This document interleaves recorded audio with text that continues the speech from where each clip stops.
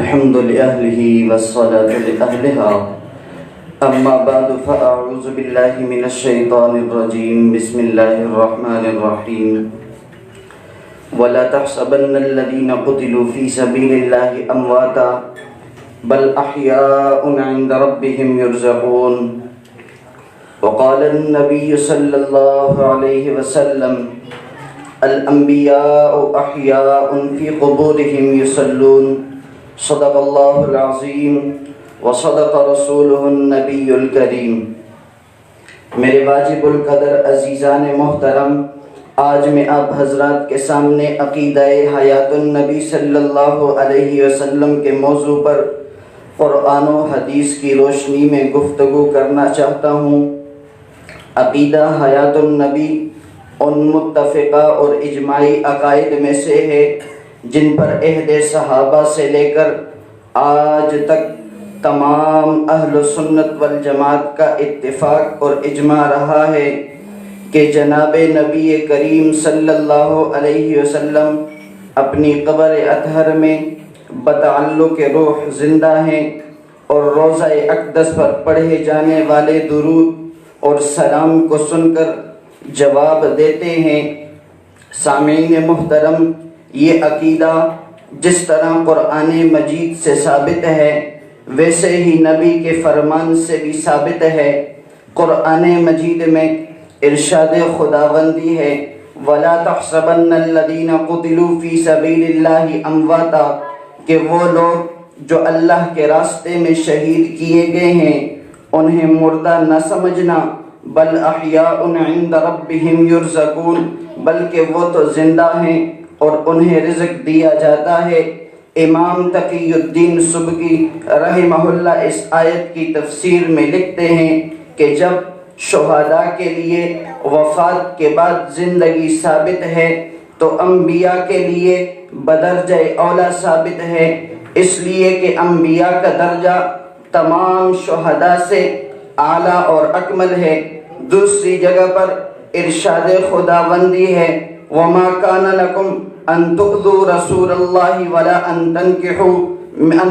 تَنكِحُوا أَزْوَاجَهُ مِن بَعْدِهِ أَبَدًا، کہ تمہیں یہ حق حاصل نہیں کہ تم نبی علیہ السلام کو اذیت پہنچاؤ، اور نہ ہی یہ حق حاصل ہے کہ تم ان کی ازواج مطہرات سے نکاح کرو۔ اس آیت کی تفسیر میں قاضی ثناء اللہ تفسیر مظہری میں لکھتے ہیں ان النبی حی فی قبرہ، کہ نبی علیہ السلام اپنی قبر اطہر میں زندہ ہیں، وَلِذَلِكَ لَمْ يُورَثْ وَلَمْ يُطْعَمْ أَزْوَاجُهُ، یہی وجہ ہے کہ نبی علیہ السلام کی میراث تقسیم نہیں ہوئی اور ان کی ازواج مطہرات بیوہ نہیں ہوئی ہیں۔ اگر میں مزید آگے چلوں تو احادیث میں بھی اس مسئلے کے بارے میں ہمیں وضاحت نظر آتی ہے۔ سنن ابن داؤد میں حضرت ابو ہریرہ رضی اللہ تعالی عنہ سے روایت ہے کہ رسول اللہ صلی اللہ علیہ وسلم نے فرمایا ما من احد یسلم علی الا رد اللہ علی روحی فارد علیہ السلام، کہ جب بھی کوئی مجھ پر درود اور سلام پیش کرتا ہے تو مجھ پر میری روح لوٹا دی جاتی ہے اور میں سلام کا جواب دیتا ہوں۔ قاضی اس کی وضاحت کرتے ہوئے امام تقی الدین سبکی رحمہ اللہ فرماتے ہیں کہ روح کے لوٹانے کا مطلب یہ ہے کہ جناب نبی کریم صلی اللہ علیہ وسلم کی روح اس جہان سے بے نیاز ہو کر بارگاہ خداوندی میں مشغول ہو جاتی ہے۔ پھر جب سلام کرنے والا سلام کرتا ہے تو آپ کی روح واپس اس جہان کی طرف متوجہ ہو جاتی ہے اور جناب نبی کریم صلی اللہ علیہ وسلم اس کے سلام کا جواب دیتے ہیں۔ میں نے مزید کتب احادیث کو دیکھا تو مجھے نبی کا یہ فرمان بھی نظر آیا من صلی علی عند قبری فسمعتہ ومن صلی علی من بعید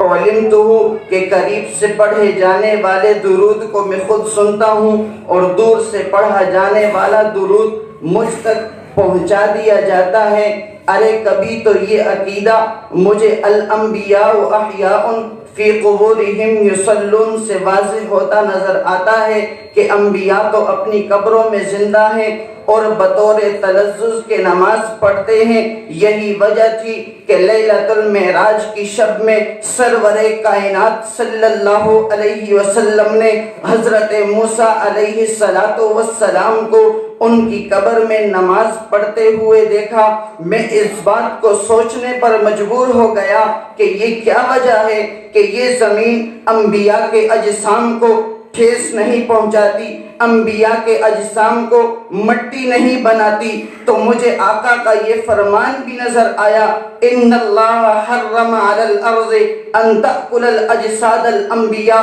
کہ اللہ نے زمین پر حرام کر دیا ہے کہ وہ انبیاء کے اجسام کو کھائے، وہ انبیاء کے اجسام کو مٹی بنائے۔ فنبی اللہ حی یرزق، اللہ کا نبی تو زندہ ہوتا ہے اور اسے رزق دیا جاتا ہے۔ ارے میرا تو عقیدہ یہ ہے میرے نبی کا روزہ جنت ہے، اور کیوں نہ ہو، اس لیے کہ میرے نبی نے جو فرما دیا ما بین بیتی و منبری روضۃ من ریاض الجنہ، کہ میرا روزہ جنت ہے، اور یہ بات تو اظہر من الشمس ہے کہ جنت میں مردے نہیں ہوتے۔ الغرض یہ تمام دلائل اس بات کو واضح کرتے ہیں کہ جناب نبی کریم صلی اللہ علیہ وسلم اپنے روضہ اطہر میں بتعلق روح زندہ ہیں۔ یہی ہمارا عقیدہ ہے، یہی ہمارا نظریہ ہے، ہمیں اس عقیدے اور نظریے سے کوئی نہیں ہٹا سکتا، اس لیے کہ ہم